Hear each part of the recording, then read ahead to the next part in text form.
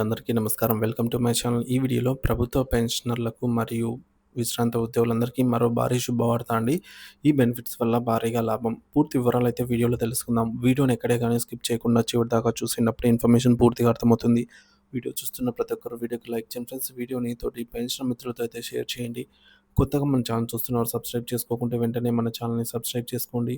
దీని ద్వారా నేను చేసే ప్రతి ఒక్క వీడియో మీ వరకు రీచ్ అవుతుంది. ఇక ఆలస్యం చేయకుండా వివరాల్లోకైతే వెళ్ళిపోదాము.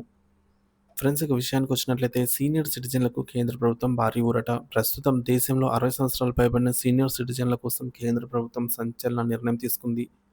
ఇటీవల కేంద్ర ఆర్థిక మంత్రి నిర్మలా సీతారామన్ గారు ప్రవేశపెట్టిన 2025 బడ్జెట్‌లో పలు కీలక ప్రకటనలు అయితే చేశారు. ముఖ్యంగా వీటిలో టీడీఎస్ పరిమితిని పెంచుతూ వడ్డీ ఆదాయంపై మినహాయింపు రెండింతలు చేయటం వంటి పలు నిర్ణయాలు సీనియర్ సిటిజన్లకు గొప్ప ఊరటగా అయితే మారాయి. వడ్డీ ఆదాయంపై పన్ను మినహాయింపు ఇప్పటివరకు సీనియర్ సిటిజన్లకు 50,000 వరకు మాత్రమే వడ్డీ ఆదాయంపై పన్ను మినహాయింపు ఉండేది. అయితే తాజాగా బడ్జెట్‌లో ఈ పరిమితిని రూ. 1,00,000 వరకు పెంచారు. అంటే బ్యాంకు ఫిక్స్డ్ డిపాజిట్లు, ఇతర పొదుపు పథకాల నుంచి వచ్చే వడ్డీ ఆదాయం 1,00,000 వరకు పన్ను మినహాయింపుగా అయితే ఉండనుంది. అద్దె పైన అద్దె ఆదాయం పైన కూడా భారీ ఊరట అయితే లభించనుంది.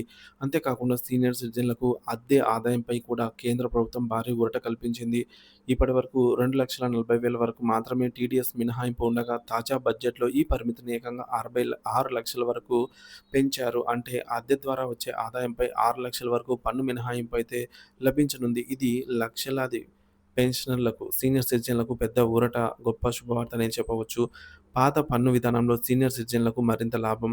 పాత పన్ను విధానానికి కొనసాగించే వారికి 1,00,000 వరకు వడ్డీ ఆదాయంపై మినహాయింపు ఇవ్వడమే కాకుండా ఆదాయం పైన 6,00,000 వరకు పన్ను మినహాయింపు పొందే అవకాశం కల్పించారు. దీనివల్ల మధ్యతరగతి పెన్షనర్లు, ఫిక్స్డ్ డిపాజిట్‌లో పెట్టుబడులు పెట్టే వారికి మంచి లాభమైతే చేకూరనుంది. 2025 బడ్జెట్ సీనియర్ సిటిజన్లకు మంచి రోజులు. ఈ బడ్జెట్ ద్వారా ఒక్క సీనియర్ సిటిజన్లకే కాదు, అనేక మంది మధ్యతరగతి కుటుంబాలకు, పెన్షనర్లకి కూడా భారీగా ఊరట లభించనుంది. కేంద్ర ప్రభుత్వం తీసుకున్న ఈ నిర్ణయాలు పెద్ద వారి జీవితంలో మరింత ఆర్థిక స్థిరత్వంగా, భద్రంగా మార్చేలాగైతే ఉన్నాయి.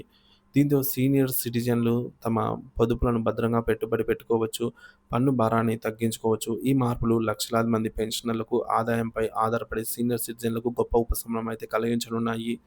సో, మొత్తానికి కేంద్ర ప్రభుత్వం తీసుకున్న ఈ తాజా నిర్ణయాల వల్ల సీనియర్ సిటిజన్ల భవిష్యత్తును మరింత మెరుగుపరిచేలాగా ఉన్నాయనైతే చెప్పవచ్చు.